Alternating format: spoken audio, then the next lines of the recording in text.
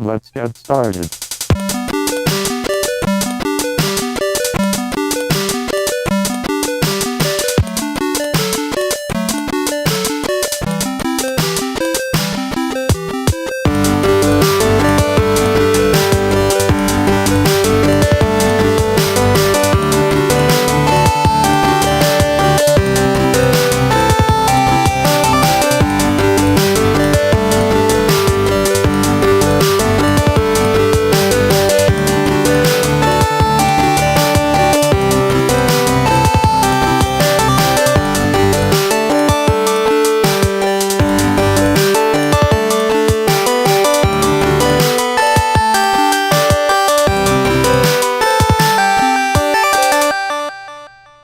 All right, everybody, and welcome to the Bonus Stage Podcast. This is episode number 26. I couldn't hold it. I'm sorry. I could have done it at any time leading up with the 40 second. You were muted for 30 seconds, and then I take your mic off mute, and you basically vomit right onto your microphone. I'm still fighting back that cold, and I'm holding it, and I'm like, just cough. The mic is, whatever. Jeff. That's if this is your first time listening to Bonus Stage, that is the high-end production values that you should get used to going forward. This is the kind of stuff we do. My production values are high-end because I've spent multiple dollars on all this equipment around me right now. Jeff just shows up and sneezes on his microphone. That's his thing. I had to buy this mic. These headphones were $20. Oh my! This mic was like $150 actually. Okay. So there you go. I could have bought 4 of your microphones for the cost of my. I could have bought one of your microphones for the cost of my mic stand. Yes, yeah, that's true. I'm stupid. Is what I'm trying to say here. Is I'm a bit of an idiot. Wow. All right. Again, welcome to the Bonus Stage episode number 26, everybody. As always, I'm your host, Lloyd Hannison, and joining me this week, you've already heard his name, Jeff Ward. Jeff, how are you doing? I'm doing good. Once I coughed, everything kind of evened itself out. Yeah, I'm doing good. It was a great day. I had actually a pretty good week as well too. So unfortunately, no parking tickets, no being towed. It's funny. I almost got one. I only had like $1, and I had to go to a meeting downtown with a client.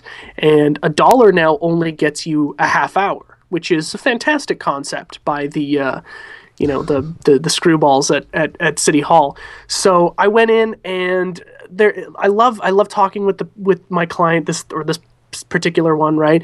And we kind of got in this conversation, and I noticed the parking guy had just walked by, and I was like, I have to go right now and make sure that I didn't get a ticket. And he walked by just as I had like 3 minutes left on my parking ticket, so I was lucky. It was so close. Yeah, they're pretty evil downtown. Well, they have so many people walking around such a short area, it's like they basically round the block 100 times a day, It's Hey, what the hell are we talking about? Parking. This is a gaming show. I'm talking about parking tickets. It's been a good week. I got some games, played some games. It's fantastic. Okay, what about you? This is a bizarre week because Jeff is actually playing games, and I'm not. I played one very important game, but that's about it. I've been. My wife got laser eye surgery, so I've been on putting drops in her eyes for the rest of the week. It's been really kind of horrible, but yeah, I am. I'm good. That's good. Now I'm good. Well, I'm doing the show, so I'm really good. I like doing the show. It's a good way to cap off the week. It is. It's an awesome way to cap off the week. All right. Well, enough talking about useless things like parking tickets and parking Nazis. Let's get into the show, man. Yeah. Well, this is the Bonus Stage 26. So as we normally do, let's talk about what we've been playing. So Jeff, what have you been playing over these last 7 days? Yeah, it's the last couple of weeks when I do the what I've been playing section. I Call of Duty and baseball. That's like basically the only thing I've been saying for like at least 3 weeks. Did you just say baseball was duty? Is that? That's not. I thought you were. That's what I said. I thought you were a fan, Jeff. I'm a huge fan. You have no idea how big of a fan I am. Not a good thing to say about your sport. But I like this week completely changed around. I've been playing a ton. I went and hung out with Tom over the weekend, and he lent me a couple of 3DS games, which I've been breaking into. One of them is Harvest Moon: New Beginnings. I think that's what it's called. It's like A New Beginning or New Beginnings. You know what? I don't really want to do a review of this game, so it probably won't unless, a lot of people want to hear it. Because it's a very forgettable game. Like, in short, I enjoy it so far, but it's not great. It kind of commits one of the cardinal sins of this franchise that really hasn't been committed too often, which is why maybe the franchise is so great. At the beginning of the game, when you first start out, the game should give you a ton of things to do. Right. Otherwise, it gets really boring, right? I'm just watering plants and then going to sleep and then doing it again until they sprout.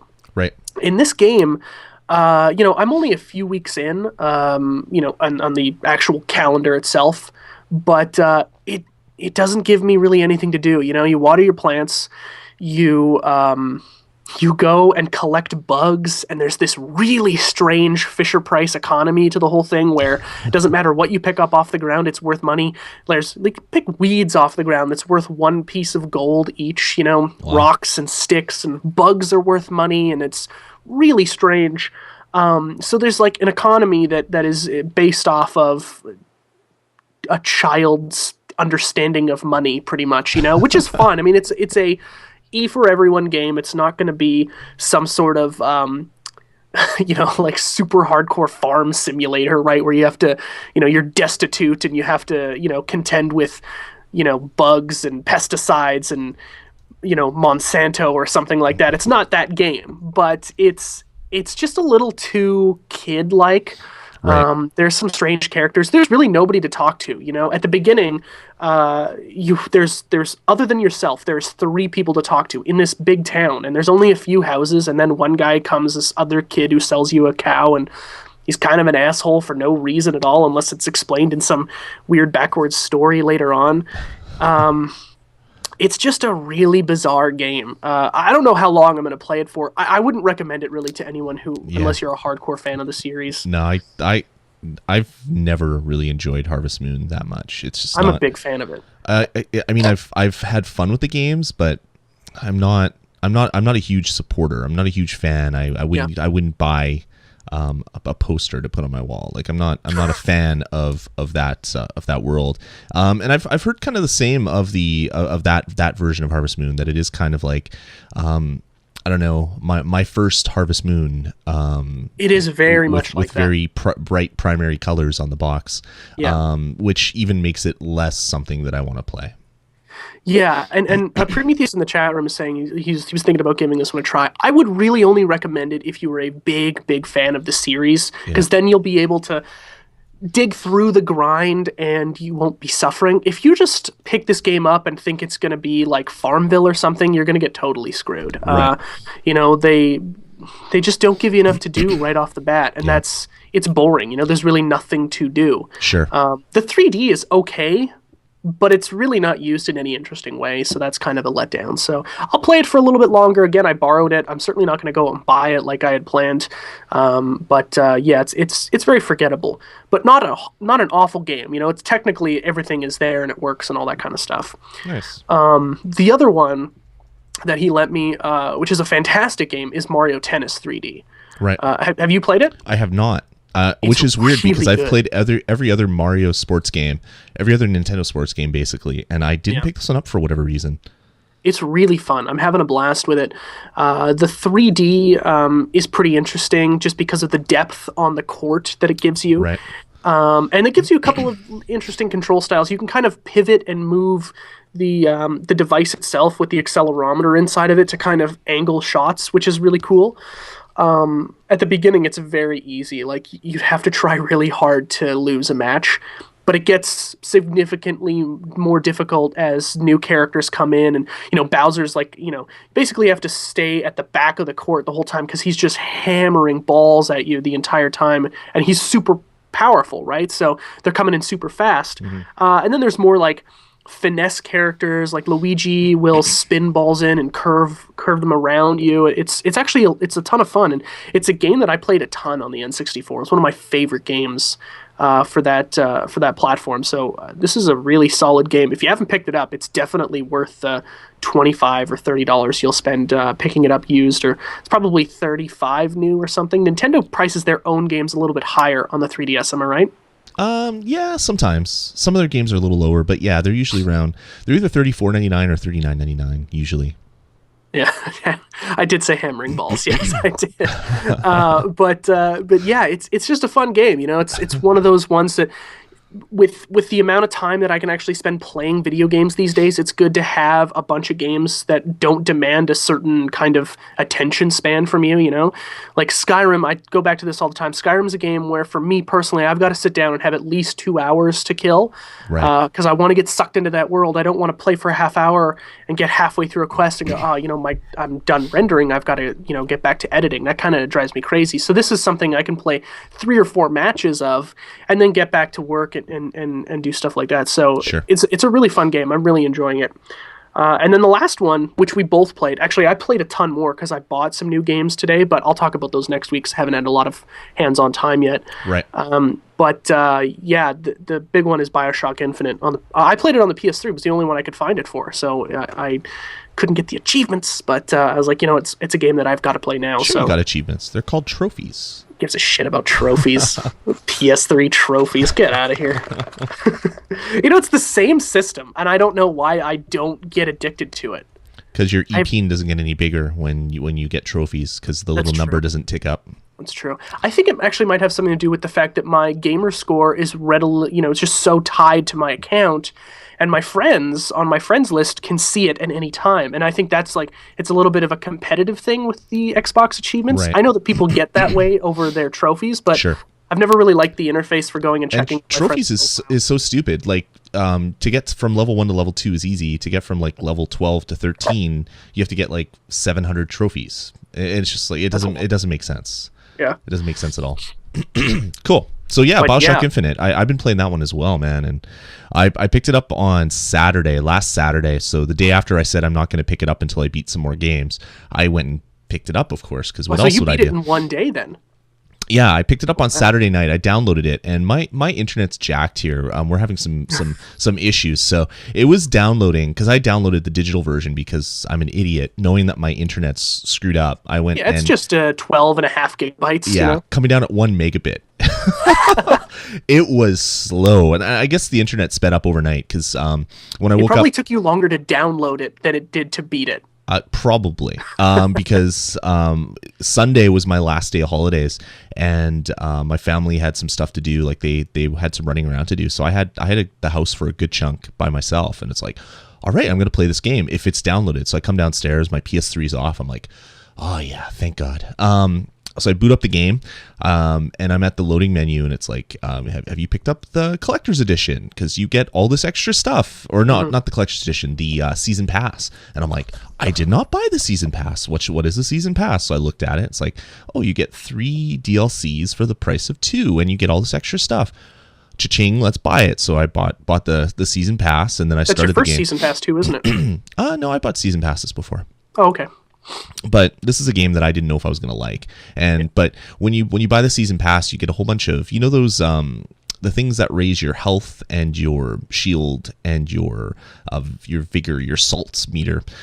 You get 4 extra of those right when you start the game, which is a huge bonus. And then your guns turn gold. Nice. Just your handgun and your machine gun turn gold, and I think you get one of the upgrades for free. It's like, wow, that was worth spending $20 for. But anyway, I did it.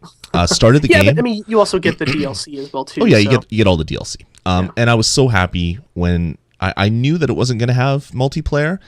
But when they said season pass, I'm like, oh, did they just like do a last minute multiplayer bolt on? I'm like, oh, I hope not. And then sure enough, there's no multiplayer, which made me so happy. And yeah, got into the game, and I basically beat it in one sitting, like from start to finish. And yeah, we'll talk about it more when we get into reviews. Sure. It took me 3 days, so I was doing it significant. It took me about 22 hours or so, and I was looking at everything. But you know, I can't sit there like that for that amount of time. I think I did it in like 5-hour stints. So we've talked about this before, about how I prioritize like gaming and family and all this stuff. And when you have a house that doesn't have anybody in it, you damn well take advantage of it. I guess so, yeah. And I did, and man, it took me about 10 to 12 hours. I can't remember exactly when I started and when I finished, but what difficulty did you play on? Wow, It was so good. I played it on normal. Okay.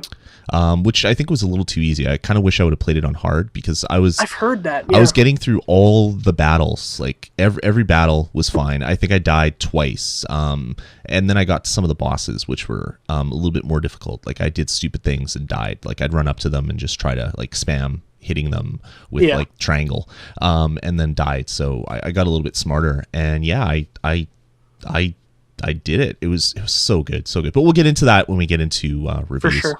Which actually won't be all that long. The next segment of the show is new releases, and I went and... Well, I haven't talked to the rest about the stuff that I've... Oh, I didn't even know that you put other games on there. I thought you just copied them in there. Why don't we just stick to the format of the show, Jeff? Well, why don't you put the show notes together before they're supposed to be together? Why don't you read the show notes while we're doing the show? I mean... but I had scrolled down because I had already... I was already cashed in on your end. You were done. Well, actually, I put them in there, and yeah, I didn't really play too much of them. Luigi's Mansion, I talked a little bit last week about how I started it, and I beat the first mansion. I'm not even halfway through the second mansion, so I didn't really play too much with that one. But I did manage to pick up a copy of Epic Mickey Power of Illusion. On the 3DS. I hear it's like a super short game, like 4 hours short, so not really good at all. I got it for $20 though, which is about half off what the normal price was. Good price. And I wanted to play this mainly because of the whole DuckTales announcement. Like I'm so nostalgic for old NES and Genesis platformers now. I want to go back and play them. So I picked this one up. I found it like for some strange reason on sale for $20, $19.99 new. Bought it, and I played the first little bit of it, and I really kind of dig it. I'm gonna maybe put Luigi's Mansion on hold for a little bit and play through this one, just so I can, because I know it's a short game, and I could kill it with 1 or 2 plays, and then get on with the rest of the stuff that I have on my 3DS. So you take your 3DS pretty much everywhere you go, right? I do, but I don't really play it. I take it more for street passes and steps, and then I use my play coins to buy puzzle pieces, which is because I don't meet very many people with street passing. So yeah, I have it with me for most of the time when I'm at work or whatever. It's in my bag, but yeah, I don't really play with it during the day. It's usually an evening, weekend type thing for me. So yeah, that's about it. What do you say we get into the rest of the show, Mr. Moving his hat around? Oh, my hair is just so long now that my hat doesn't fit properly. You know they have places that can take care of that for you. Yes, I know, but I haven't gone yet. I'm actually going to be doing a video for the guy who does my hair, and I'm going to get some free haircuts. But I'm 7 1/8 with this hat, and now I'm like, I need like a 7 and 7 1/4 or something like, or sorry, 7 1/2 or something. It's just hair. Anyway, the rest of the show. So new releases this week. I was just about to go through them before Lloyd so rudely interrupted me and talked about some games that I wasn't paying attention about. Not a whole lot, man, this week. It was like, like the game developers are like, hey, let's give ourselves a couple weeks buffer here from Bioshock Infinite because this is going to be a juggernaut.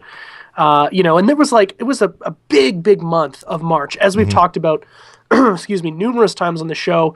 You've had Gears of War, God of War, you had a bunch of other titles that came out digitally, and then Bioshock Infinite to kind of cap off the month. It was a big month. So I only put the 2 that are kind of the most relevant. There's a lot of stuff that came out this week, but it's digital downloads, some DLC for games I've never heard of.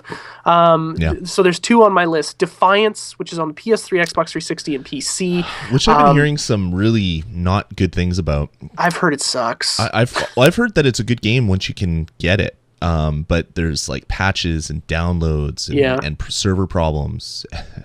Seems to be kind of a running theme these days. Yeah, exactly. Yeah. Exactly. So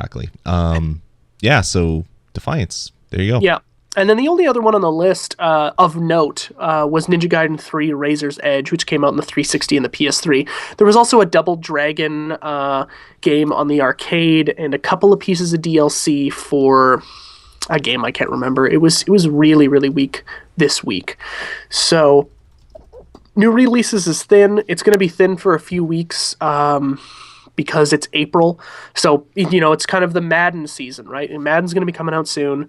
And that'll be about it for a while, unless there's a bunch of stuff that I forgot about, which is completely possible. I went into P&P Games today, picked up a stack of games, and I was like, oh, that came out? Oh, yeah, Dead Space 3. Oh, yeah, this. I'm like, oh, shoot. Like, there's so many games out here that I wanted to play, and I totally forgot about, which is weird, seeing as every week we recap the games that came out, and I can't remember any of them. But yeah, this week, pretty slack for games. But that's not why you came here. You want to hear us talk about Bioshock Infinite, which is what we're going to do coming up after the break.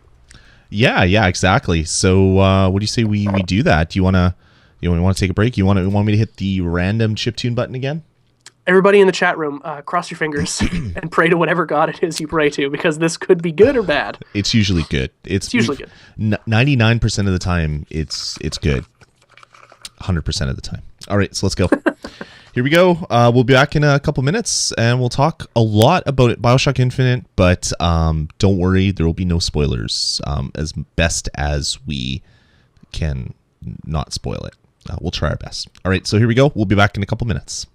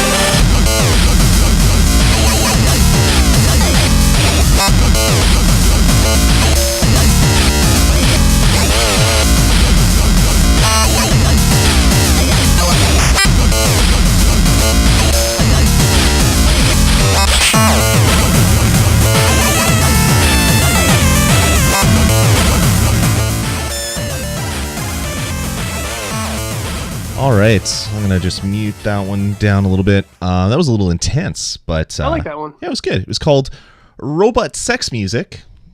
It was called It's Never Enough by Robot Sex Music. Sorry, I was taken by the title a little bit. Wow. All right.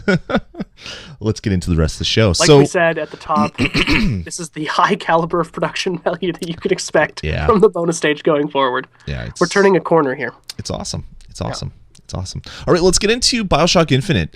This is going to be a spoiler-free review.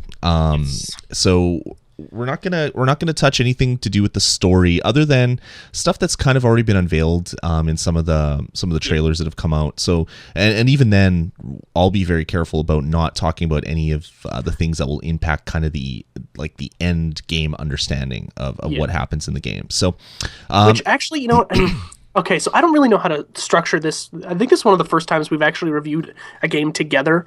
But the first thing I kind of wanted to say was there was a lot of writing, even pre the launch of the game, mostly because of the IGN exclusive review, about the ending. Now, which I didn't read. Which I didn't read as well either. But just the fact that people were talking about the ending made me kind of expect some big grandiose ending. Now, it didn't ruin it for me at all. See, I didn't read the review, and I actually went into my Twitter client and I muted any tweet that had Bioshock in it. And some other keywords that I thought would do it, because I had Halo 4 ruined for me. Not that there was much to ruin in it, but it was just like some part of the story. Aliens. Yeah, some part of the story is ruined for me, and it's just like, oh god, why'd you do that? There was another game recently where the ending is like someone died, or there was someone did a heel turn or something. And just before I got to that part in the game, I read a tweet which had that in it, and I'm just like, oh no, it's like, you gotta be freaking kidding me. So I went on total media blackout for Bioshock. Once I decided to buy it, I did not want anything spoiled at all. So it also was helpful, as I said earlier, that I bought it and beat it in one day. Like I sat down right in the morning and I soldiered all the way through it without doing anything. No media, no nothing. Yeah, well, let's get into this. So Bioshock Infinite kind of takes place in kind of the same world as the first Bioshock. Yeah. Kind of. It's hard to tell, but I mean, I think the beginning speaks big volumes to them being very similar to each other in maybe time proximity, you know, in the same, maybe not the same, I can't even say that without spoiling it. They seem to be close. This is going to be the biggest non-review in the history of the show. Yeah. I like the game. Let's move on. Yeah, so it's basically the story of a guy that decides to create the perfect world. And instead of in Bioshock, where they created the perfect world under the ocean, yes. He creates the perfect world in the sky. And created all these flying. So as some coined it before, it's Skyoshock. So it's the same type of thing, but it's in the sky. So you play the part of a guy who Booker DeWitt, which by the way is probably my favorite video game character name in maybe the last decade. Yeah, he's pretty awesome. Love it. So you play a guy who's actually, he works for the Pinkertons. So if you know anything about sort of like the American Revolution, they were kind of like the mafia in sort of like the 20s, 30s, 40s, where you had this really tough group of people that would beat the hell out of anybody for doing anything just if they were paid for it.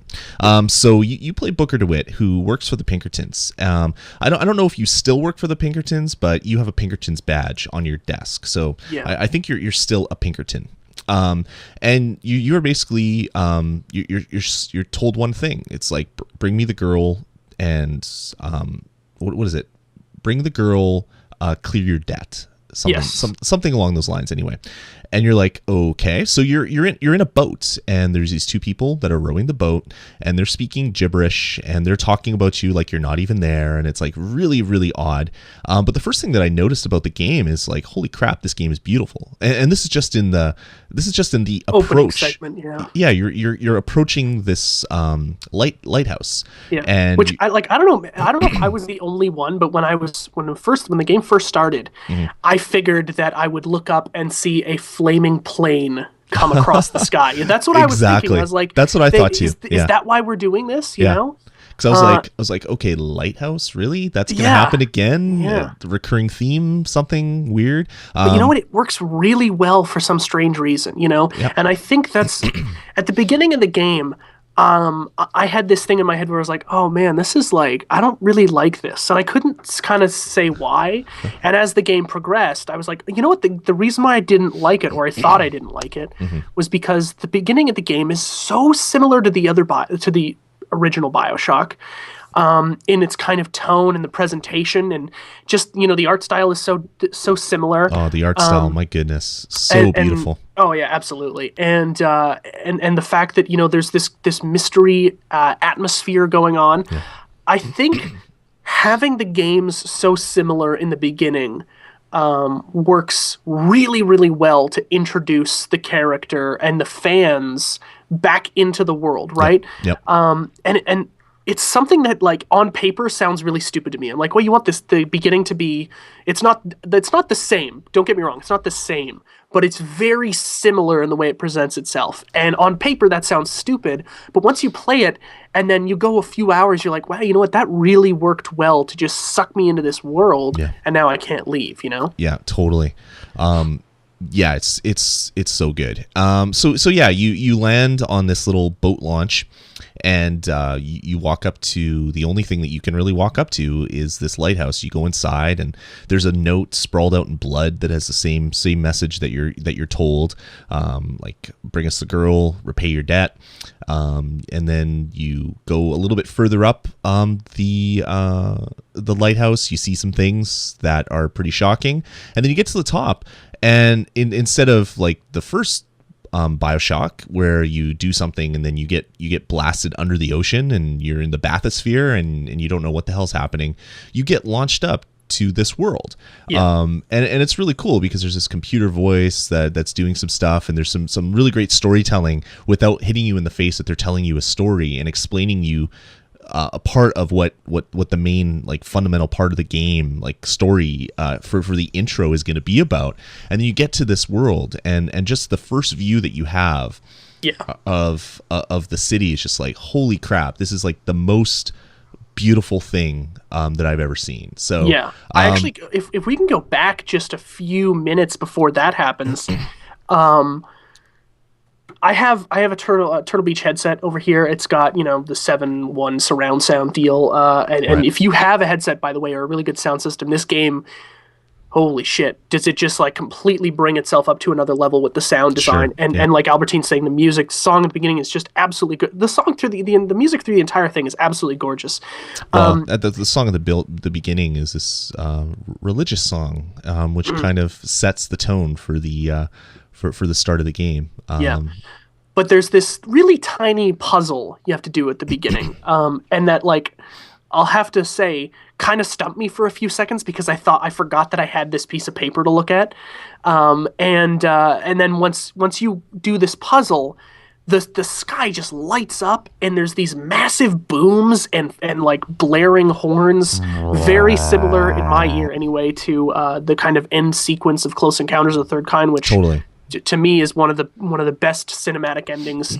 And it was like, with the headset on, man, it's so hard to describe how it felt. It was like, Jesus, I never expected this, and then of course you go into the thing that shoots you up into the sky, and like you were about to say, they do such a good job of introducing you to the entire world before you actually get to walk around in it. It's the same as when they introduce you to Rapture before you get to walk around in it as well. I mean, they do this really brilliant setup where you're just looking at it and you're like, all that stuff I'm going to go see later, and it's going to be fantastic.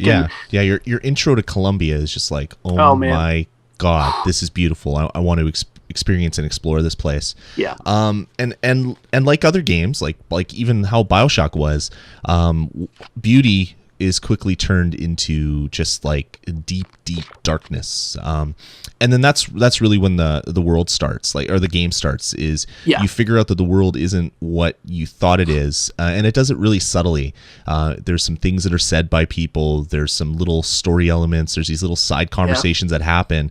And you're like, wait a second, this is making me very uncomfortable. So should we talk about this in any kind of depth? No, let's leave it. We'll just say that the way that the game begins, it addresses something that is very kind of taboo, something that you don't really see any media really talk about too much. Like books, of course, are a little bit different. They talk about everything. Cabin. But there's something that I haven't really seen addressed in games that quickly comes to the forefront in this one, and it made me really, really uncomfortable. And then you figure out that is really that's almost like a little like kind of loose thread on a sweater, and when you pull at that loose thread, you realize that it really is nothing. That's just something to kind of tell you about the times and about what happens with this crazy ideology about creating a perfect world. And then the real story doesn't really have much to do with that, the initial kind of smack in your face, like wake up and look at this type thing.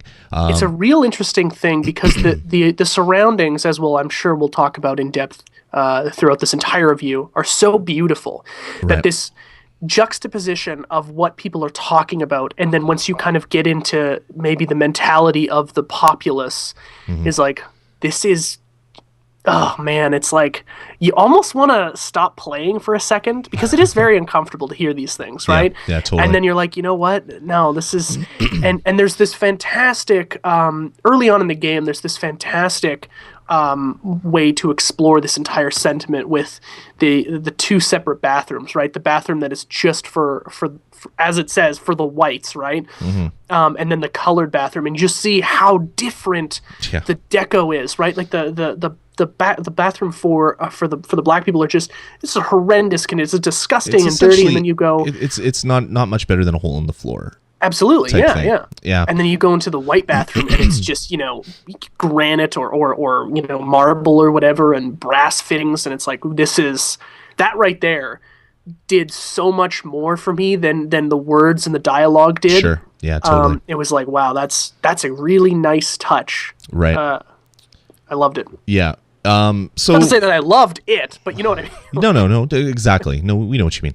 Yeah. So you land on Rapture in the Sky, Columbia, which is this perfect world of this perfect little slice of Americana, 1920s Americana, and you quickly find out that the world isn't what you think it is, but you're still, you have to get the girl, you have to pay your debt, and that's kind of the theme that kind of drives you through the game, and what they've done in this game, instead of having like the powers from Bioshock where you would learn these different skills and be able to take them out, you drink these things called vigors, and they give you 8 different powers. So there's 8 vigors in the game, so 8 different powers, and they do different things. Like the first one you learn is called possession. So you can possess people or possess inanimate objects.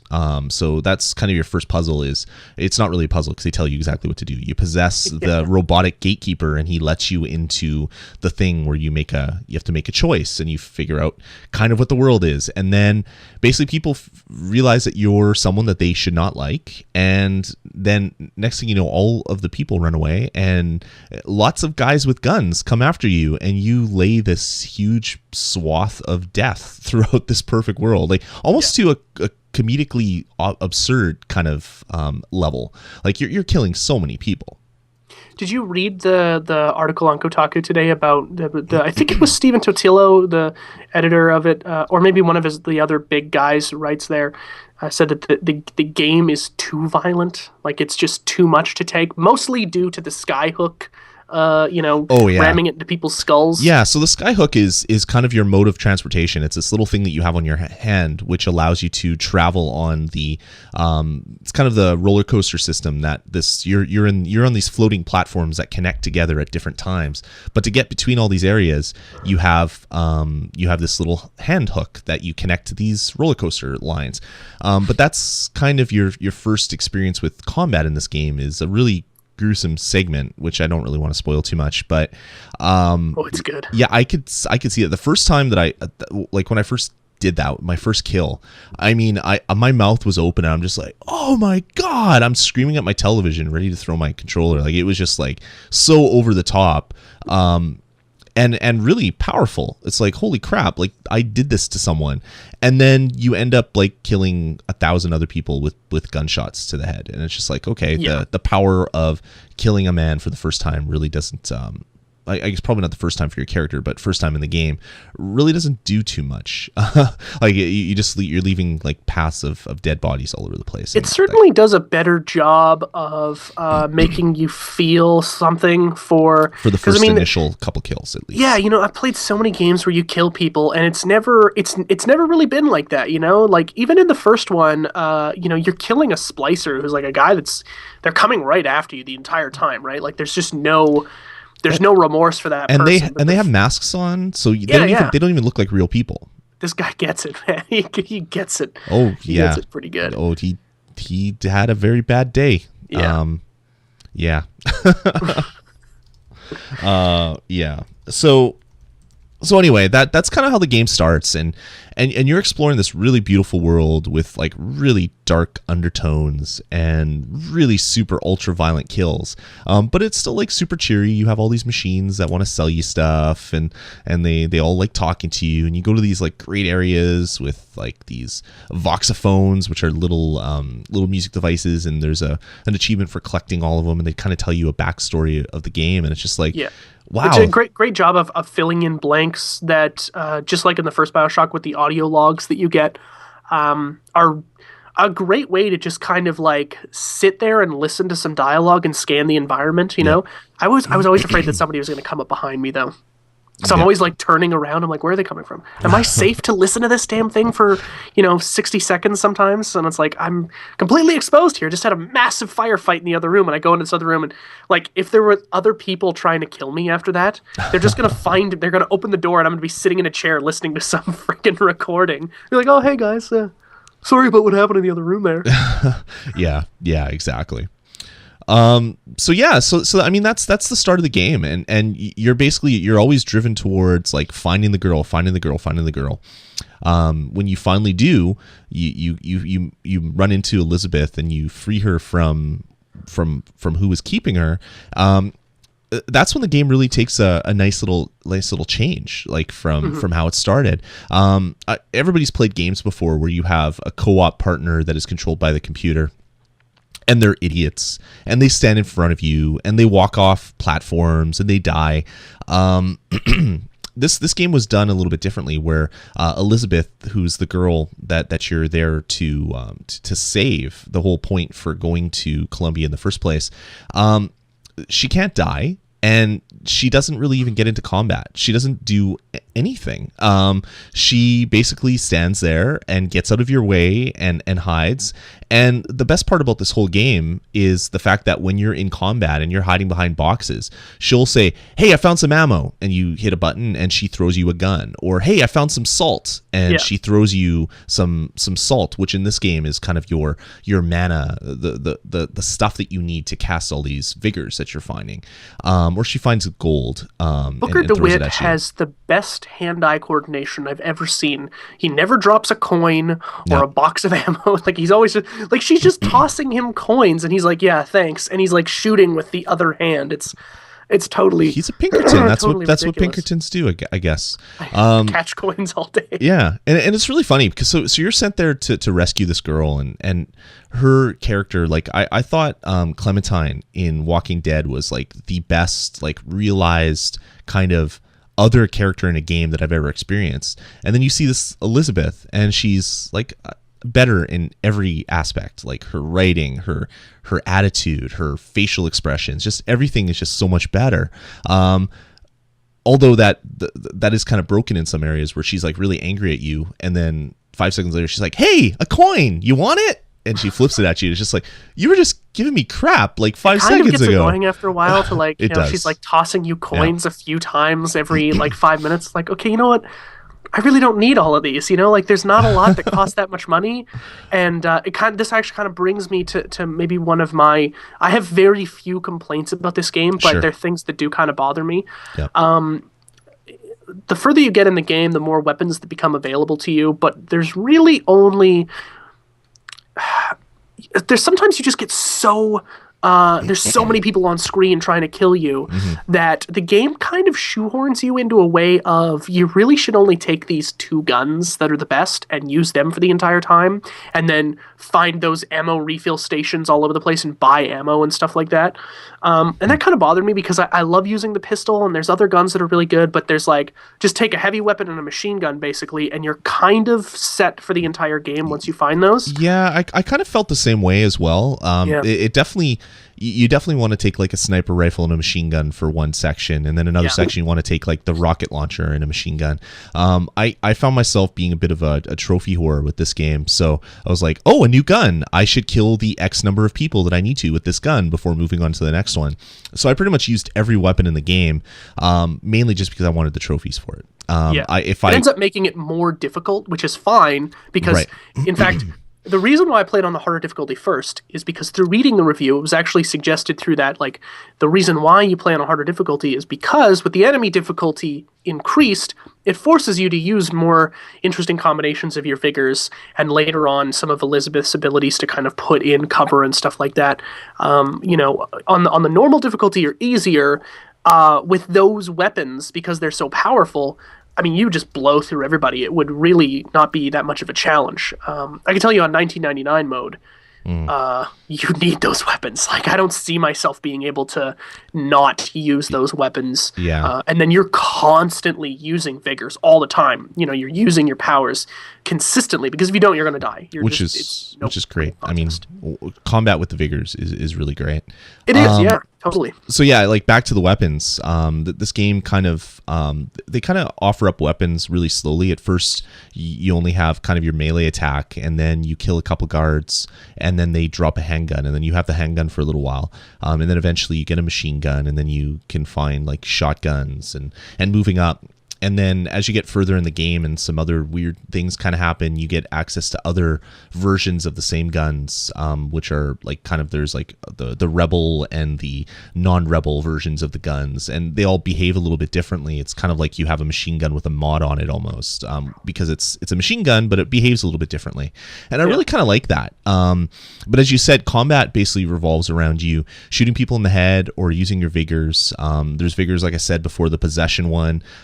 Each of the vigors has upgrades, so you have 2 other upgrades that you can add to each vigor. So say for the possession, the first upgrade then makes people attack. You can possess people as well as machines, and then very useful later in the game, which is great, because once you possess a person, they go and they try to attack everybody, and if they kill everybody, they suicide after. Like, it's just like, if I want to clean out a room, you possess a guy, you go hide out, let your health and you're just like hiding behind some pillar, you know, and they kind of polishing your gun. Yeah, and they take everybody over for it. And then there's other vigors that are unlocked. I don't want to spoil any. I'll talk about the couple that they kind of unveil when you first start the game.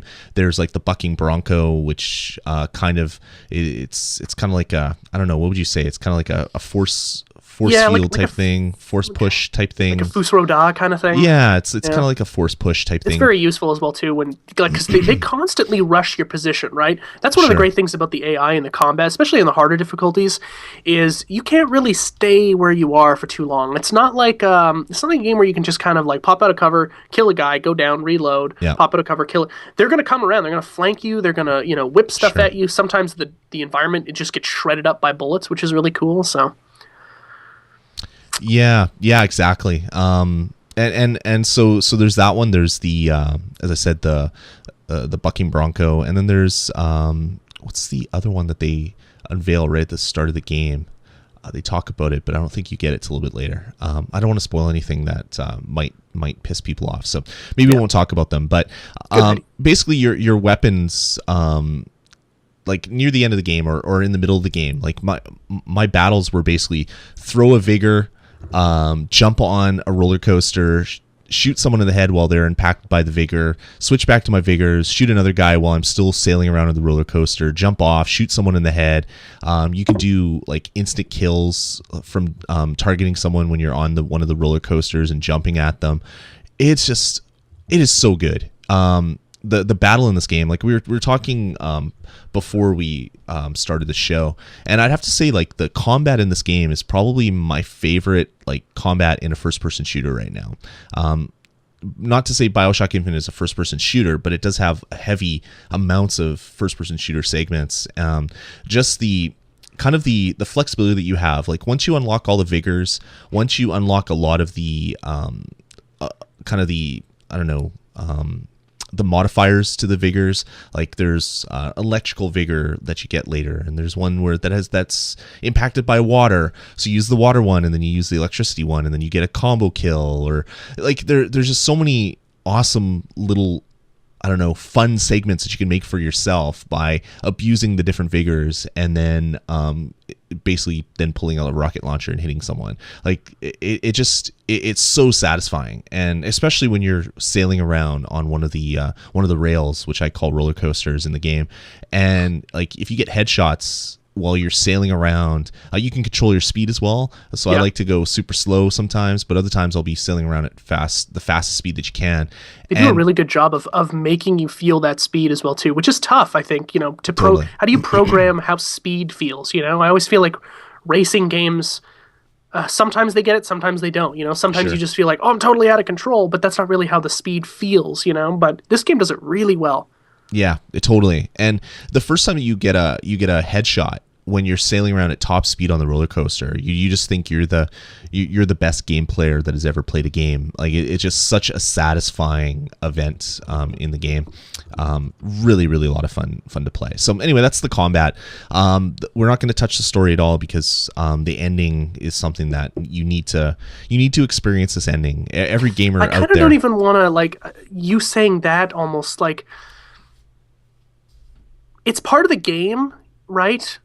But it makes, like, I don't want to oversell it, right? Because it's really good. I'm not trying to oversell it. I'm saying, yeah, I know you're not. Every gamer has to kind of experience their way through the game. Like it touches a lot of other gameplay mechanics that I've seen in other games, and it covers some themes which are really, really awesome. And yeah, it's just, I don't know, from start to finish. I mean, as I said, I played through the game in one sitting, and Did you actually not get up? Like, you just played until you were done? Well, no, I got up. One sitting means I played through from start to finish. You pissed yourself there. Yeah, I had to order a new couch and get the carpets shampooed. No. That $60 game really ended up costing you a lot more than originally thought. Come on, Jeff. But yeah, I basically played through from start to finish in one go, and like the ending, like the kind of the revelations you get, the characters you meet, like it's so good. And I was talking about this with Jeff, like I guess it was Monday or whatever. I was like, dude, you got to play this game before you get any spoilers. He's like, oh yeah, I already picked it up, I'm playing through it right now. I'm like, oh, that's great. And then Jeff's like, oh, I don't like this part of the story is dumb and this, and I'm like, dude, you just have to go here and do this one thing. And like I don't know of another game that so neatly ties up every single possible loose end that could happen with it. It does a really good job of kind of. So one of the things I liked about Bioshock so tough to talk 1 about this. so much, I'll kind of maybe bridge the gap here. One of the things I loved about Bioshock 1 so much is that the story as well came together at the end, and actually had a pretty decent, not great, but decent ending to kind of satisfy whatever whatever you were expecting. The problem with the first Bioshock ending was it was a little ambiguous in its final scenes, and that made people think that there was going to be the sequel, which of course there was, developed by a different company, probably had no idea of the original vision of what maybe a true sequel was supposed to be. Sure. But it kind of left this ambiguous nature about the game. And I feel like that's still here in Infinite, but it also ties everything up really nicely. Yeah. I can say very confidently that I don't think there will ever be a sequel, a Bioshock Infinite 2. We know that we're going to be getting some DLC, which will fill in some of the gaps, which I think will be really, really nice. My problem with the story was something that I could have solved myself. I had a question about something. I can't say any more than that. I had a question about something, and I told Lloyd that, and he was like, you actually came back with a good answer. You're like, maybe it's better not to know. And I'm like, yeah, that's actually a pretty good answer. A lot of times I'll watch a movie and I'll like the fact that it's ambiguous or they didn't explain it because I can use my imagination, which is often better. Mm-hmm. But a few days later, I think you said, oh yeah, there was this thing that you could have picked it up if you would just go into this room and it would have explained it to you. It's those things that make this game at a premium level, right? Call of Duty doesn't do that. No.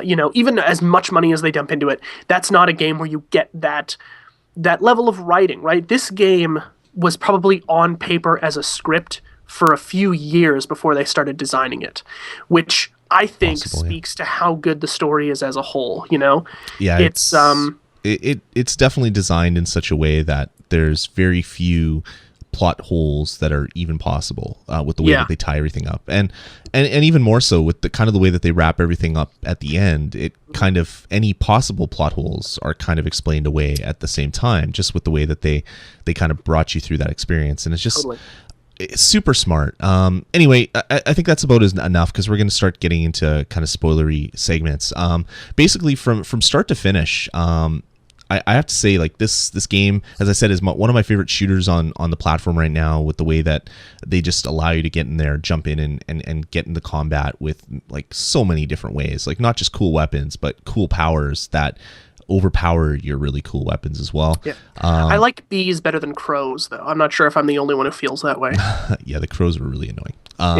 It was actually one of my favorite ones to use, but I liked bees better. You know, when bees came out of your arm in Bioshock 1, that was so disgusting. Yeah, that like totally made me squeamish. Yeah, I agree there. I definitely agree there. Yeah. There's even kind of there was a little segment in one of the elevators where Elizabeth says something about a bee. She's like, "Oh, a bee? That's disgusting. Why would anybody want to be around these things?" Yeah. And you're just like, "Oh yeah, I remember the bees from Bioshock 1. Nice little nod there." Yeah, that's actually a really good point, is that this game does a really nice job of saying to fans, hey, you liked Bioshock, there's some things in here you're going to really enjoy. But they don't hit you over the head with it. Yeah, they don't hit you over the head with it either. Yeah, and it won't ruin it for people who haven't played the original Bioshock. They'll come in, and I think it's actually a really solid game to play, regardless if you've played Bioshock 1 or not. I think that's a testament to how strong that story is, you know? Mm-hmm. Yeah, no, totally. Sorry, I'm just reading the chat room while you're talking, not ignoring you. So this game, I mean, it's the ending, the story is probably it's probably the best story that I've ever experienced in a game, just for my likes. Not everybody will have that same opinion, from start to finish. I don't agree with that. Personally. Sorry, I didn't hear what you said. I said I don't agree with that personally. For me anyway, that I've had games that have sucked me into the story better. This one still, I mean, it's up there, absolutely up there. It's in very good company. Mm-hmm. And the shooting and pretty much everything. I can't say enough good things about this game. Like I've already told this to a bunch of people that I know personally, and I'm just like, if you're a gamer, and you play games and you like experiencing story, you like experiencing the narrative in a game, kind of the start to finish of a game, this is probably the best experience you're going to have on this generation of consoles. Go get it now. Do it. Can we talk about one thing that has been just kind of plastered through the media before we go on? This is kind of like my big sticking point about, and it's not even about the game, actually. I don't know what you're going to say, so go for it. The fact that people are calling this the game that defines this generation bugs the shit out of me. Why? Because it's such a ridiculous claim that this game is going to define our generation when it really only covers a few aspects of games, right? I mean, why didn't Walking Dead define our generation? Why didn't Journey define our generation? So you're getting upset Skyrim, you're getting upset about from what one critic says about a game. Yeah, I told you, like, this isn't to have anything to do with the game itself. I don't know. I think looking back at this game in the next generation, it possibly could define a generation, just like Half-Life 2 was kind of the definition of gaming from 10 years ago. We started saying that like 5 years after the game had come out. Like, yeah, I'm sure if you would have read a lot of the reviews when Half-Life 2 came out, that there were some people that were saying that because of the story. And it just seems to be like totally jumping the gun. It's like, hey, I really want you to read my review, so I'm going to come up with this really salacious title. What writers use hyperbole in their reviews or their articles? Really bugs all the time. That never happens. I'm telling you, man. Like, listen, I know that it sounds stupid to say because I read it all the time, but it drives me bonkers that you're coming up with this claim. The day of launch. There's a lot of Me Too people out there that want to have a I don't know, an opinion that is bigger than it should be. Yes. I don't have any problems with people saying that. I mean, it'll come to a head in the future. Either they'll be right or wrong. Yeah, and I'm not saying that this game won't define our generation. It very well may define our generation or this generation of gaming. 5 years from now, I'll look back and go, yeah, absolutely. This game was in some of the best company. Of maybe it'll go into the pantheon of gaming next to whatever. But it just. Like the fact that day one there's commercials on TV and it goes, the game that defines a generation. I'm like, get the fuck out of here, man. Like that is so ridiculous. Doesn't bother me at all. I don't know. You're maybe picking at something a little bit too much.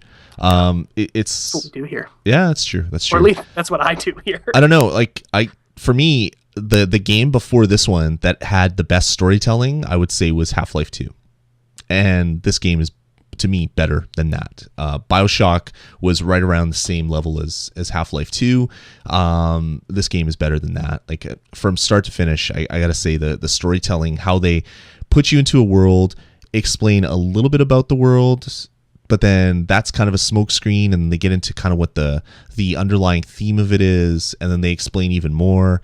I don't know. It just, from start to finish, I was riveted at the screen. Like the end, I had post-game afterglow with this game for like 24 hours. Like I was just, you were texting me and it was like all caps. You're like, the end, and then there was like 95 exclamation marks. I was like, yeah, it's pretty good. I did not actually do that, but you okay. did.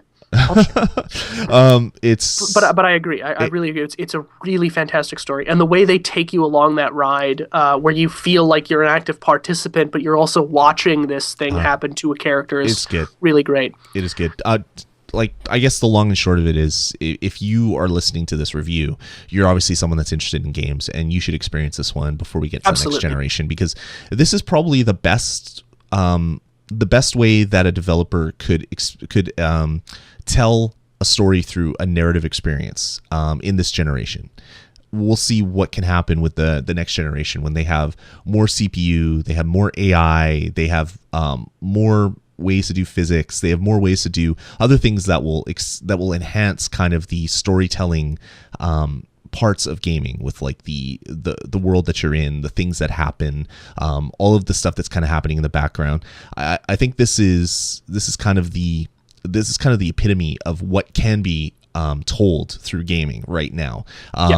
As I saw some tweets with Roger Ebert dying, they said it's kind of ironic that that pissed me off. Roger Ebert dies at basically at the same time that a game comes out that is probably one of the biggest examples of games of art that we've seen at all on any generation. I was just like, you know what, that's kind of true. I mean, people could look at this and they could definitely make the argument that this game was art. So anyway, that's about all I have to say about the game. And I know you're going to say, oh, Roger Ebert was a saint, no one should be using his name when we talk about stuff, blah blah blah. The guy in an opinion that I don't agree with, he reviewed a lot of movies and said they sucked that I loved.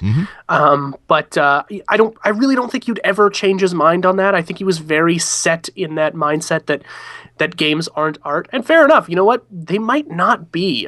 Sometimes this industry has this very juvenile way of making the art seem like shit, and that totally ruins it for a lot of people.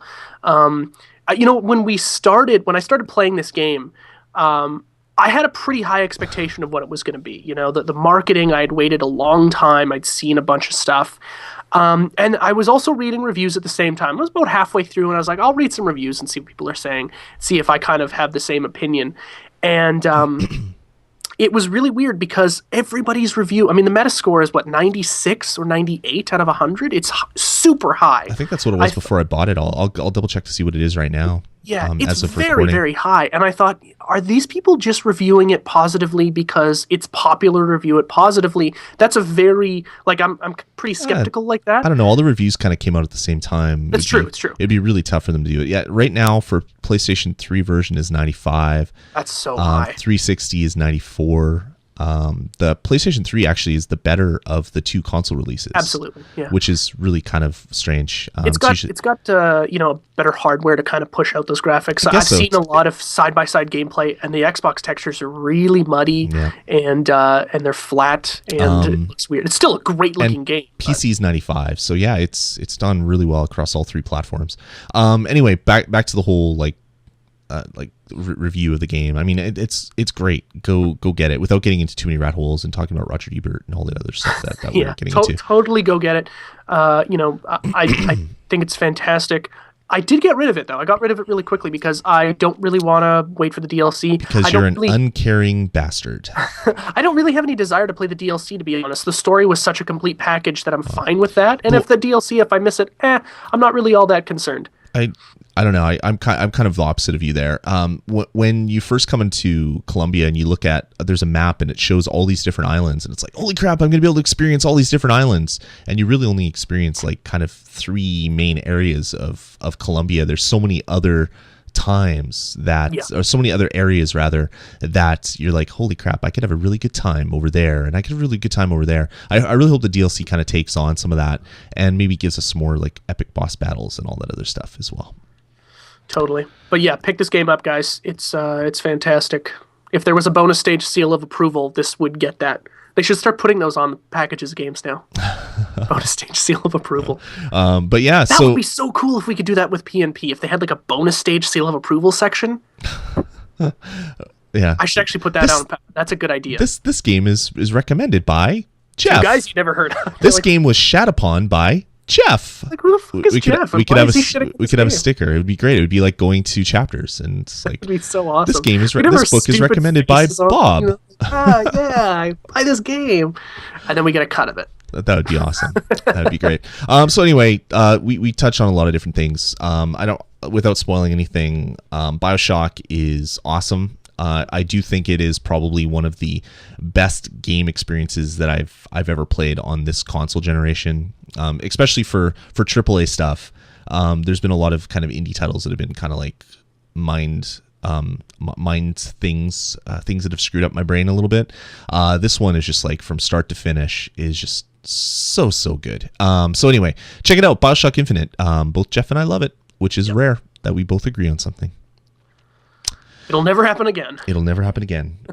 Well, actually, I don't agree with that, Jeff. That it will never happen again. Guy, man. I want to get Tom back here. He was so much easier to win an argument against. The guy would just lay down and die if I yelled at him loud enough. Yeah, I'm pretty stubborn, aren't I? That's why this show's good. No, I think what the problem is I think about things before I say them. So I do too, and I usually have very fantastic arguments to go along with them, and then you're just like, nope. And I'm like, how the hell do I argue against that? It's such a stupid way of arguing, but god damn it stumps me. I don't say nope. I tell you what my opinion is. Yeah, which is usually nope. Oh, come on now. Let's listen back to 24 episodes. I'll have to pull out all those different arguments that we've had in 24 episodes. And you should do like a compilation. Episodes. And we'll do a compilation. All right, well, let's after that long-winded review, let's get into we'll get into the news, but let's take a small break before we do that. Let's take a little bit of break. All right, so we'll be back in a little bit, play another chiptune, and we'll talk about some news. See you guys in a couple. You know, there's something strange about this bird. Okay, it started weird, but I think it's okay.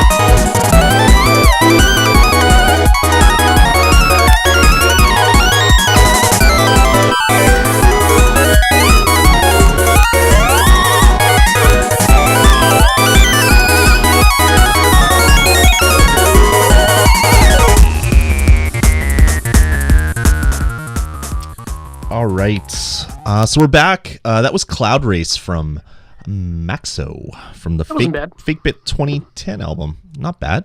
Not bad. Can't complain too much about that.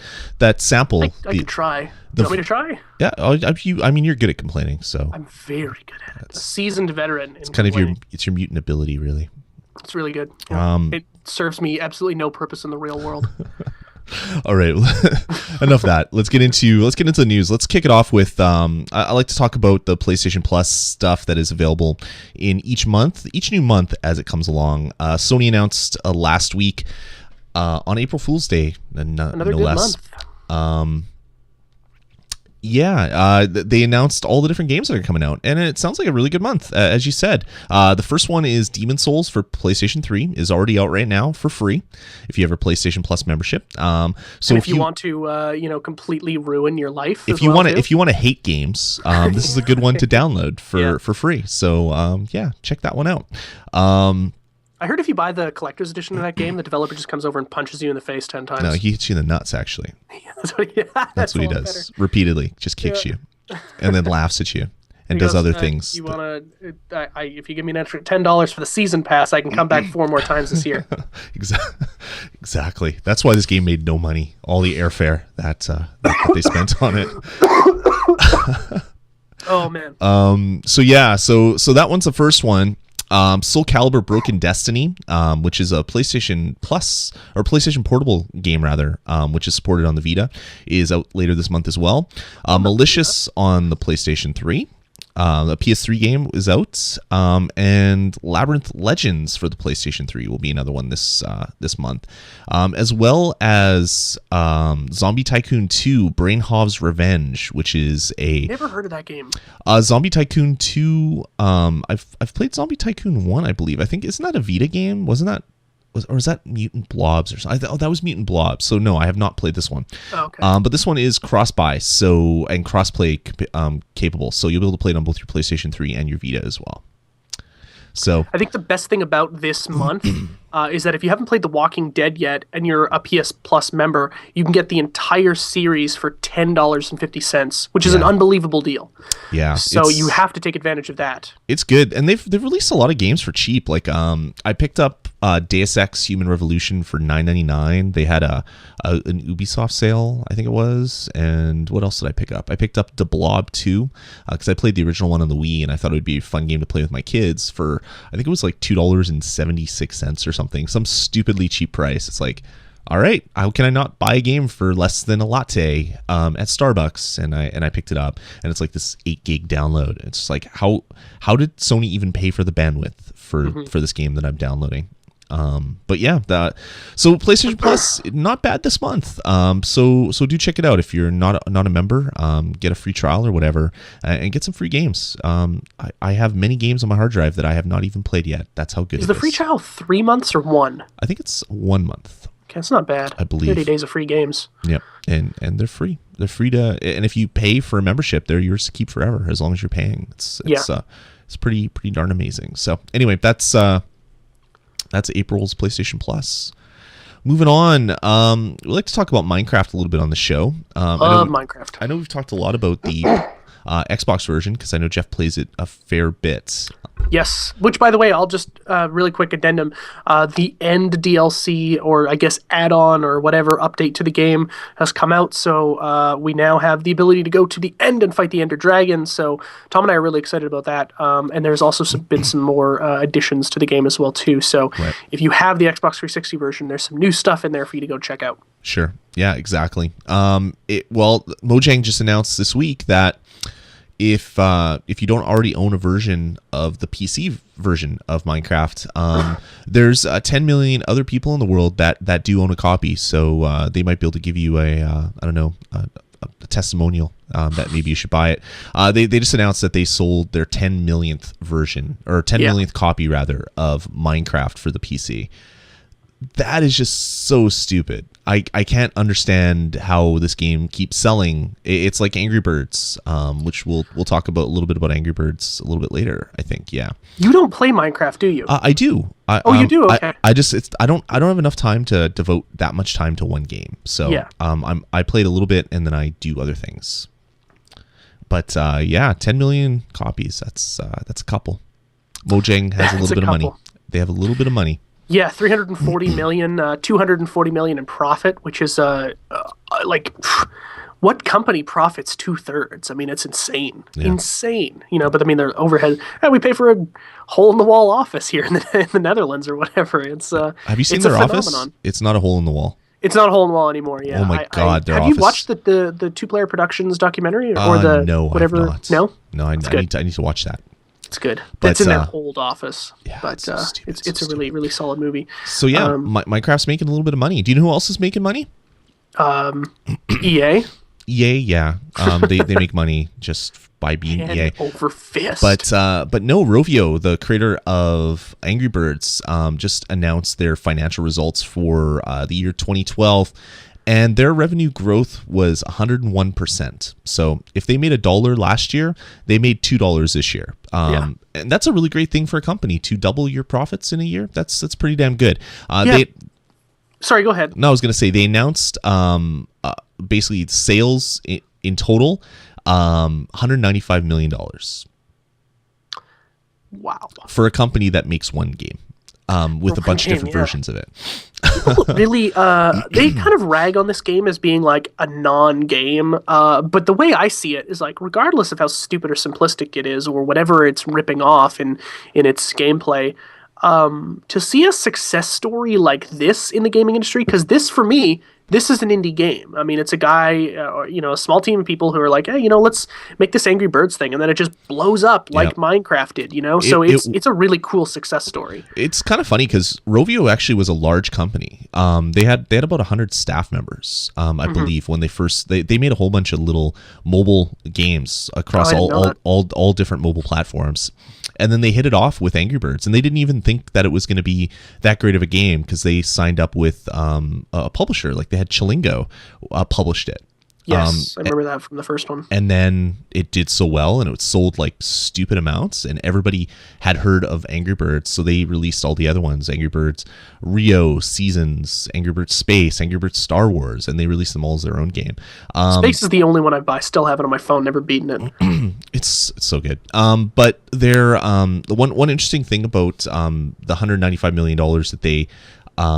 that they announced is that almost half of it, is not from game sales. It's from all of the merchandise that they're selling. So all the kids that are running around in Angry Bird t-shirts, carrying their Angry Birds lunchbox and their Angry Birds backpack with a whole bunch of Angry Birds stuffed animals hanging off the back of it, playing their Angry Birds Jenga game at lunch while trading their Angry Birds trading cards and wearing their Angry Birds pendants, they're equaling half of the profits that Rovio made. I have kids in school, kindergarten and grade 1. Everybody in the school has something that has the Angry Birds logo on it every day. Like it is stupid how much kids love this this media property. It's such a great buy for parents, right? I mean, the kid's like, hey, can you buy me Call of Duty or whatever, right? And there's like $60 games.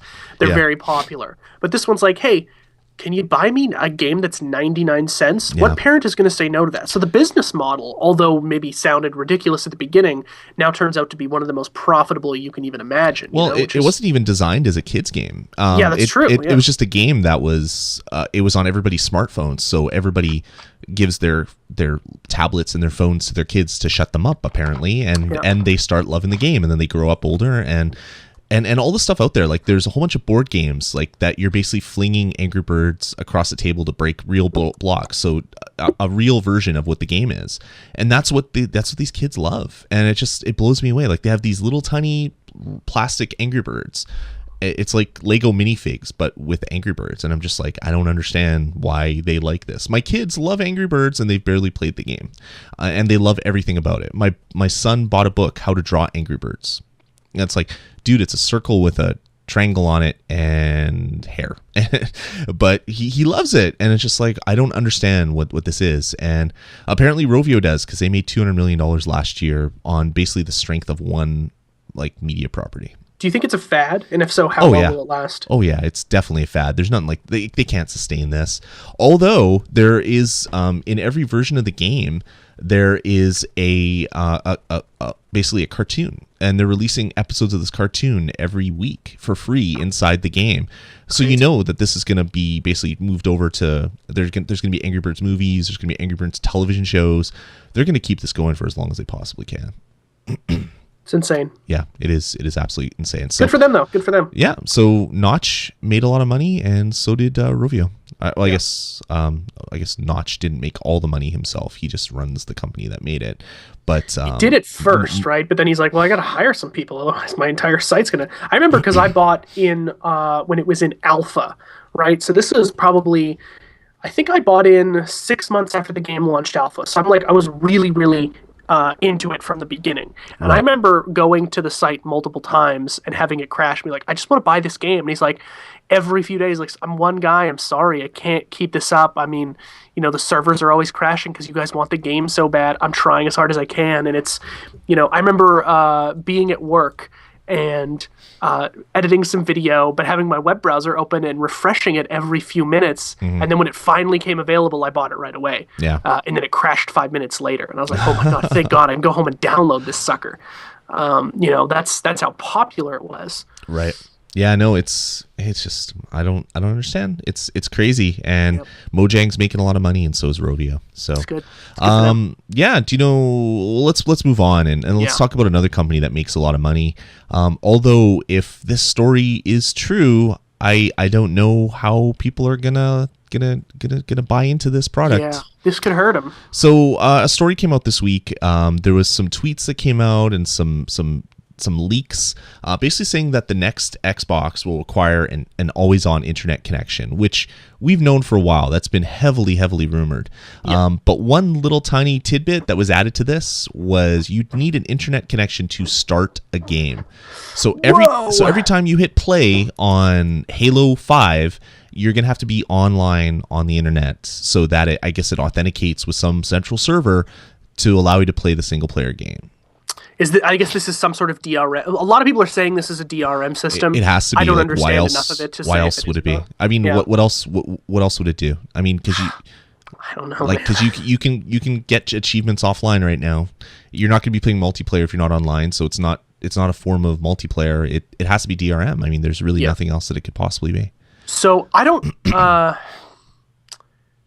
know the exact number, but it's not even half of Xboxes that are connected to Xbox Live at this point. Yeah. There's a huge number of Xboxes that are used as set-top boxes. Yeah. Which I don't understand why someone would buy a $300 game console to just do set-top boxy type things. Well, you know what? I think Microsoft has done a really good job at marketing the Xbox as a living room box that plays games. Yeah. Which Sony's been trying to do and has done pretty successfully for a little bit of the PS3. But the Xbox interface is really easy for parents to use without knowing anything about games, so they can get to their Netflix and their web browser and do all that shit, especially with Kinect. And now it's being bundled in a lot of Xboxes. Really, really nice way for parents who don't know anything about video games to buy this box and use it to watch Netflix and surf the web and stuff. That's where I think a lot of that's coming from. But yeah, this is a very,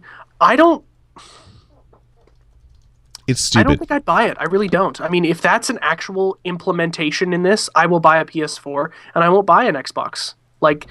And that really pisses me off because I have two games for the PS3 and that's it. Right. And I've got a stack. I mean, I just sold 16 games, 9 of which I believe were, Xbox games, and I've got a stack still behind me. I'm a big user of the Xbox. It's my favorite console. But this would just drive me bonkers. I don't want my console on all the time. I like to turn it off, and I don't want to have to use the internet in this city, as we've talked about a million times. It's very stupid. spotty. It is so stupid. Yeah, I mean, this can't be right, but if it is, I hope not, man. There's a huge portion of the world that doesn't have internet. Always on internet. They have dial-up. I don't know. This is stupid. But as you said, if it is true, there's probably going to be a lot of people that will not be buying this thing. What if you're? Sorry, I'm not going to get to that. there's an article, or there's this sentence in this article that says, if there isn't a connection, no games or apps can be started.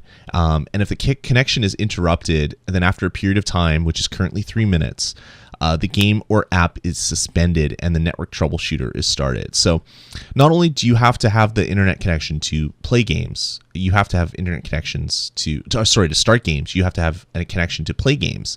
So this is essentially like SimCity all over again. Like the central server goes down, you can't play games. Yeah. Your internet goes down, you can't play games. Like this can't be right. But I don't know. There's a lot of sources that are saying that this is indeed true, well, especially for the Durango development kit. Like currently, if you are a developer, anytime that you do something with your development kit, you have to be online. That actually does make sense. Totally. So that Microsoft as a console fan manufacturer knows what they're doing with it. That makes sense. But if that's implemented in the home market, whoa! I mean, I'm not a business analyst, but for me, that seems like a really bad idea, you know? Yeah. And the story, sorry, I didn't mean to cut you off there. No, go ahead. The story kind of takes another weird turn. I don't know if you saw Adam Orth on Twitter. He's Microsoft creative director, and he was tweeting last night, and he said, I'll just read the tweet because I'm looking at it right now. Sorry, I don't get the drama around having an always-on console. Every device now is always on. That's the world we live in. # deal with it. Wow. Yeah. So this is all on Kotaku, and Microsoft actually came out with a statement and said, listen, we're sorry if this guy offended you. He doesn't speak for the company as a whole. We will talk to him internally and kind of get it sorted out. He's only our main marketing guy, but no, he doesn't speak for the company at all. Yeah. He kind of went on a little bit of a rant as well, too, because people were tweeting him and said, because his tweet was, again, afterwards, I want every device to be always on. And then some guy named Alex said, off the top of my head, I know 5 people who own 360s who currently have no access to the internet. They would be screwed. Yeah. And he responded to him and said, those people should definitely get with the times and get internet. It's awesome. Wow. Yeah, I mean, I get that mentality. I don't get that mentality from someone that is potentially speaking for a company. But there's huge sections of the world that just don't have internet. Like they have dial-up, they have maybe satellite internet, but they don't have any source of broadband. Like even like I live in Winnipeg, so as you do, and there's a huge section of Manitoba that is essentially forest. There is a lot of lake area. There's a lot of people that do get on the internet, but they don't have always on internet because it's really cost prohibitive. So you're saying that they can't enjoy the new console because they don't have an internet connection? Like I don't know. Like this can't be true. It's really bonkers. I mean, again, Microsoft is in the business of making money, right? I mean, that's very well known, very simple fact. For them to eliminate, and they also know their own numbers. They know, hey, we're selling this many Xboxes, and hey, this many are hooked up to online. We have the exact numbers here that support that we'll be losing a massive, maybe even 50% chunk of our market if we go to always online, or maybe not. I mean, maybe some of those people just don't want to, but Microsoft is making it very easy now. If you go and buy an Xbox, it comes with a Cat5 internet cable that you can hook into your box, or they're all built in with Wi-Fi now. So it's easy to set up. And when you start up a new Xbox, it walks you through those steps. If people aren't doing that, that says to me that they don't have the internet. Right. I mean, why wouldn't you do it if you did, right? If you have the internet, you're connected with a bunch of shit. If you decide, I don't want my Xbox to be online, that says to me that you don't have the internet, which should say to them, hey, maybe we shouldn't throw all that money down the shitter, or just throw it into Sony's pocket, you know? It's very bizarre. It's crazy. And if this is just a way to prevent used game sales, if this is just a way to do DRM, Microsoft really needs to take a step back and think about who they're trying to market to. Like, to me, if that's the case, they've lost. They've lost before the console race started. So, you know? I mean, this is all rumor. This is all speculation. This is all from leaked developer documentation and kind of hearsay kind of things. We'll know more when the actual console is announced. But if this is actually real, you're playing a game and your internet goes down because like a substation blew up. It's like, what? You can't play the game? Like that is just that is so short-sighted. I can't see a huge major corporation like Microsoft being so dumb. Though they did ship Vista, they did make other mistakes in the past. The Microsoft Kin mobile phone that was on the market for a month, like they've made mistakes in the past. Maybe this is just another one of those like really, really bad mistakes. Yeah, and I think the thing that kind of before, when I was reading the story, I put it on there because it's interesting to talk about. Gives a good conversation. But I didn't really put too much faith in it, right? I mean, like, yeah, we know all the other stuff, and it's probably just rumor. But then when the creative guy at Microsoft there with his Twitter doesn't say that that's not the case, doesn't confirm it, but also is kind of beaking at people who don't like Always On. That kind of put some fear into me. And then as well, when Microsoft released their statement, they say nothing about Always On. They just say, hey, we're sorry about this guy. If he offended you, we'll talk to him. They say nothing about or confirm or deny if it's Always On or not. And that kind of freaked me out a little bit. Yeah, totally. Again, it's not like I've already put down my money for it, but it's certainly making me hold on to that cash a little tighter. Yeah, exactly. Cool. All right. Well, that's enough Microsoft bashing for now for some that maybe we always bash exist. Sony. This is one of the very rare times that we've bashed Microsoft. It felt good. Yeah. Well, you're a Microsoft fanboy. I'm a big. I've been hesitant to say fanboy because I could think about them critically and actually, like right now. You could be a fanboy and still be critical for sure. You think so? Okay. Oh yeah. All right. Yeah, you're Trevor will like this episode. You're a huge fanboy, and for you to say something negative against Microsoft, it really kind of surprised me. I thought you'd be I thought you'd be the kind of the apologist right now. No. So I'm glad to hear that you surprised me, Jeff. Yes. You surprised me, Jeff. Moving on, let's get into some really, really horrible bad news. Yeah. Disney, who now owns everything to do with Star Wars. Apparently, they also own LucasArts, which I guess was part of the sale. They basically shut down the development studio LucasArts, and they canceled every single game that they were working on. Yeah. Wah, wah. So 150 people. 150 people lost their job. That's not a small number of people. That's games. To me, that's the worst byproduct of this is that people have actually lost their jobs and have to look for other places. That's always really shitty.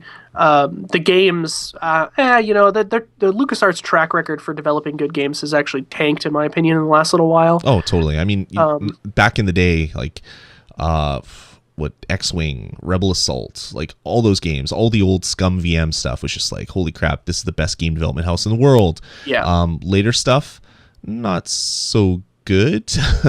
Yeah. But some of their games that they had announced that they're working on, like Star Wars 1313, just looked stupid.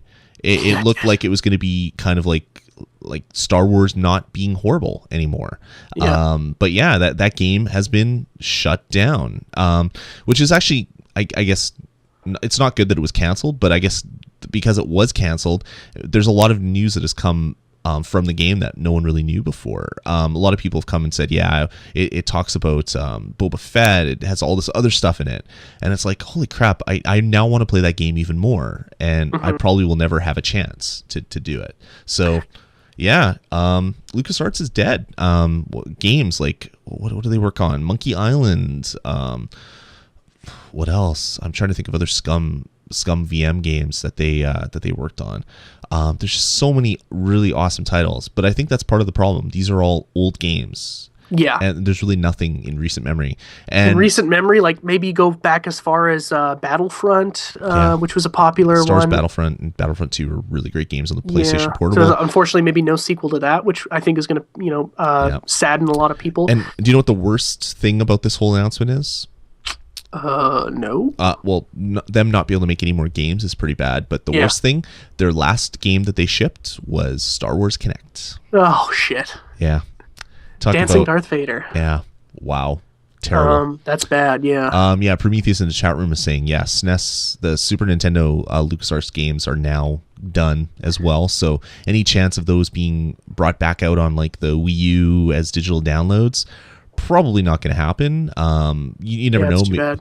I mean, Disney likes money, so maybe Disney will basically have a development house which is just repackaging and reselling old games. Maybe that's something that they could do, because Disney likes to basically make the same movie over and over again and just put a different skin on it. So maybe that is something that they will do.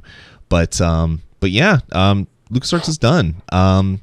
So yeah, pour one out for LucasArts. I think though, there's there may be a little bit of a silver lining to this cloud, and that some other companies might now have a shot at taking a crack at a Star Wars game and putting some new life to what has been a pretty abysmal amount of games that have come out in the last half decade, for sure. Yeah, So it could be. It all depends what Disney wants to do with it. I mean, lately on iOS, there was a Disney game for Brave. There was another couple Disney games, and they're all developed by other iOS developers. They would basically say, hey, Temple Run is really good. How about you make a version of Temple Run and put a Brave skin on it, and then we'll sell it. And people said, yeah, sure, let's do that. So they've been doing that a lot lately. So working with other developers, letting them do all the heavy lifting. Maybe that'll be how development is done from now on. And I don't know, hopefully someone will pick up the reins of Star Wars 1313, because that looked really stupidly awesome. And I'd really like to play that at some point in the future. I know you spend a lot of time in that space, but isn't that what the mobile market is now? It's like, hey, there was a really successful game, let's rip it off 1,000 times. I mean, I guess the mobile space is kind of a microcosm of game development. I mean, like there's 7 ideas, and everybody makes their own version of those ideas, because there is no paying $10 to publish a game on that console. It's like it's kind of, I don't know, it's kind of an open market. Anybody can do whatever the hell they want. It's back to like old days of PC gaming, where Doom would come out, or Wolfenstein 3D would come out, and then you'd have 10 other developers would come out with their own version of a first-person shooter. And then Doom would come out, and then you'd have 10 other companies come out with a version of Doom that wasn't made by id. Same type of thing on mobile. It's just the barrier to entry is even smaller for that. Totally. There's so many Call of Duty clones that come out on consoles now. It's just absolutely insane. Exactly. One other thing to do with LucasArts being shut down is Raven Studios. They made Jedi Knight 2, Jedi Outcast, and Jedi Academy. They actually released the source code for both of those games as kind of a tribute to the shuttering of the LucasArts studio. So that was pretty damn cool. So if you've liked any of the old Star Wars Jedi Knight games, you can pretty much download the source code and recompile it and run it on whatever console or whatever piece of hardware that you have right there. They're pretty old, so they will run on almost anything. And I'm sure you're going to see versions of this compiled for all major OSs. You basically go to the SourceForge, so sourceforge.net/project/Jedi Outcast or /Jedi Academy, and you can download the source code and compile it and do whatever you want with it. So that was kind of neat. Cool. Hopefully some people take that and maybe make some spiritual successors to some of those old games that were really awesome when they first came out. All right, moving on. Let's get into a game announcement, and this is I guess ESRB filings has outed this game, and it's basically called the Best of PlayStation Network Volume 1. This is going to be a collection of 4 PlayStation Network titles. Fat Princess. Love that game, man. Which is really awesome. Tokyo Jungle, which was like this animal battle thing set in like a post-apocalyptic world. I always was interested about it, but I never bought it. So this will be my time to play it. Sound Shapes and When Vikings Attack will be coming out. So pretty interesting. Not really much more information about that. Kyle brings up a really good point. It's hardly the best of the PlayStation Network. Yeah. They did say that it's a lot of overlooked games, though, which I think is a really good kind of marker for some of those games on there. And it is Volume 1, so I'm sure they'll have more volumes. But yeah, it's pretty interesting. I'm pretty interested to see what else Sony has coming out like this. They're kind of doing the Nintendo thing, kind of repackaging and republishing. Kind of interesting to see Sony do something like that. They should do it. I mean, they've got a fantastic library of things that people don't see because there's so much coming out all the time, right? And the thing that's even more bizarre is PlayStation 4 won't be backwards compatible, so they're reselling you a collection of stuff that you then won't be able to play on the new console in the future. It just screams of, I don't know, insults that they're insulting me directly to my face. I used to be pissed off about not backwards compatibility until I understood that, listen, if we want to put a new optical drive in here, it kind of eliminates a lot of other games that you can play. So we're sorry, but we're moving forward. maybe you should too. Yeah. It still sucks. I but can't see them using get something newer than Blu-ray though, so they could at least be backwards compatible with PlayStation 3. But yeah, anyway, we're not going to get into that argument again. So yeah, that'll be coming in the future. That's pretty neat. Hopefully that'll be something that's unveiled at E3. Some other news, quick little items before we go for the week. The DLC for Borderlands 2 that raises the level cap to level 61 is now available. It's called the Ultimate Vault Hunter Upgrade Pack. It's available for $5 or 400 Microsoft points. Pretty cheap. Yeah, and it basically adds a whole bunch of new stuff and allows you to level up your characters from 50 to 61. There's a whole bunch of new weapon types. They're called pearlescent Ultimate Vault Hunter versions of the weapons. And a whole bunch of other stuff as well. And there's some other DLC that is coming out as well. So pretty interesting. So do check it out. If you have the season pass, you will get this DLC for free. If not, $5 will get you the level cap raise for your game. Pretty interesting to see that they're still supporting their game. Even funnier was I think it was GDC, and they said that if we raise the level caps in Borderlands 2, it's going to destroy and totally bust our game. So we're going to release a patch that's going to give you basically a level 61 level cap. It's like raising level cap is going to destroy the game. So here's a raised level cap. Have fun. They fully know that all balance is kind of out the window, and it's kind of cool that they're going to let people do kind of what they want with the game. So if you're into Borderlands 2, do check that one out. And I guess last but not least, we talked about it before, Shovel Knight has been funded on Kickstarter. As of recording, there is 7 days left to go. They've raised $109,000 of the $75,000 they wanted, and they've announced a set of stretch goals. So $80,000 was a music player. We got that. $90,000 was achievements for all. We got that. $100,000 got them to New Game Plus, which is going to be kind of a newer, harder version once you beat the game once.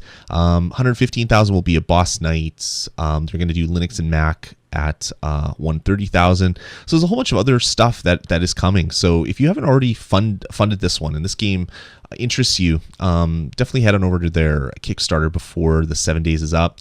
They hope to have this game shipped before the end of September 2013. Which would be fantastic. Like, How can they do it that quickly? Are they already working on it? Is that the deal? Oh yeah. They have it almost completed, I'm sure. Gotcha. And then they're going to add some other stuff. For $15, you can get a version of this one on the Wii U, on the Nintendo 3DS, or the PC. They'll give you a code for whatever you want. If you just want the PC version, you can spend $10 and you'll get the PC version only. But if you want the Wii U or 3DS version, it costs you $5 extra just because of the Nintendo tax I'm sure they have to pay. But there's a whole bunch of other levels that if you want to really support this game. As I said, when we talked about this one last, this is done by people that escaped Way Forward and formed a new studio called Yacht Club Games. And this game looks like a mixture between Mega Man and DuckTales, which is awesome. And to kind of as a nod to how much it resembles Mega Man, Manami Matsume, who's the original composer for Mega Man, the original Mega Man game, is writing songs for this game. That's cool. And it's like, holy crap, this is going to be even more awesome than it already was. So it looks really fun. Like I'll play it on the 3DS for sure. Yeah, you're a knight with a shovel and you do fun things with it. So in fact, you know what? I might even fund the damn thing. I don't know. For $15. $15. It's basically it's a pre-order. Yeah. There's no guarantee that you're going to get your game, but this one seems kind of like a lock. I mean, you can tell when there's a Kickstarter that seems like a lock. Yeah. This one kind of seems like a lock, you know? Exactly. There's some sketchy Kickstarters. This one does not seem like it's sketchy at all. Yeah. So, $15 will get you a version for the Wii U or the 3DS. $10 gets you a PC version, and then there's other levels to back it. And you have about 7 days left to put your money down if you want to back it and get some cool swag. From the Shovel Knight crew. Or if you're just really into beating the crap out of guys with a shovel. Yeah, I mean, there's great things. There's there's a lot of fun stuff you can do with the shovel. Apparently hitting people with it is some of that, and bouncing on it is something else that you can do with shovels. So yes, yeah. I don't know how that, like a pogo stick. Yeah, I don't know how that works, but it's very Mega Man. Like when you see that, you're like, wow, that looks familiar. You know. Well, the bouncing of the pogo stick just reminds me of DuckTales, like Screechy Duck bouncing on his cane. The level design, like the palette and stuff, looks totally like an old NES game with higher res sprites. This game looked just so unbelievably awesome. I'm guessing that you funded it. Oh yeah, I bought in at the $15 level to get I'll probably get a Wii U version, but I might get the 3DS version. I might buy both. I don't know. This game just looks so good. I want to throw. I threw my wallet at my monitor. It didn't work. So you're like, oh damn it, that doesn't work. I'm gonna have to wait till September at least to get this. But I had to take his computer in to get fixed because there was $20 bills stuffed in the CD drive. There was. I put loonies and toonies into my CD drive. That doesn't work. Oh. They rattle around. That's about all they do. Yeah. Yeah. It must be getting late because we're getting into the bad jokes, Jeff. Like I think it's not funny that you would do that. It's funny that you, as a guy who has spent his entire life and professional career around computers, would do that. That's what's funny to me. That is funny. Yeah, it's funny. All right, guys. I guess that's gonna about do it for this episode of the bonus stage. Any last parting words before we end the show, Jeff? Get Bioshock. Yes. Do it now. Just go get it. Go get it before someone can possibly spoil it for you. Even if you're someone that doesn't care about spoilers, that's like, oh, I'll still enjoy the game. This is a game that you still want to play that as much as you can without it being spoiled. Yeah. I think it's certainly a better experience. You know what? It's hard for me to say if it would actually ruin the game if I knew the ending. I don't think it would. The game would still be fun, but but it would certainly take the wind out of the sails, you know? Kind of the last couple hours of the game, there's a lot of... they throw a ton at you. They throw a ton of stuff at you, and it makes you kind of rethink some of the stuff that you did earlier in the game. A lot of that would kind of be lost, which to me was some of the most fun that I had with the game. Totally. Cool. All right. Well, that's going to about do it, man. Thanks for joining us. Let us know what you think of the show. Head on over to VGPodcasts.com. Click contact us if you want to contact us. Email us at VGPodcasts@gmail.com. Call our voicemail line, 505 VG Podcasts. Follow us on Twitter. I'm at Dasme, Dasme, and Jeff is at Jeff A. Ward. We love hearing from you guys. We had a lot of people in the chat room on and off. Thanks to everybody that came and joined us in the live stream. We do the show every Friday at 10 p.m. Central. That's GMT -6, so you can figure out whereabouts or what time that is, depending on whereabouts in the world you are. If you go to VGPodcast.com/live, you can check our recording schedule there, and they will let you they'll let you know when all the shows are coming up. Mm-hmm. Jeff, thanks again for joining me for this episode. It's always good to be here. We didn't argue as much as we normally do, so that was we'll make up for it next week. We gotta get together in the same room so we can throw things at each other. Yes, we do. Yes, that'd be a lot of fun. Definitely be a lot of fun. All right, guys, thanks for joining us for yet another episode of the bonus stage. We will talk to you next week. Take care. See ya.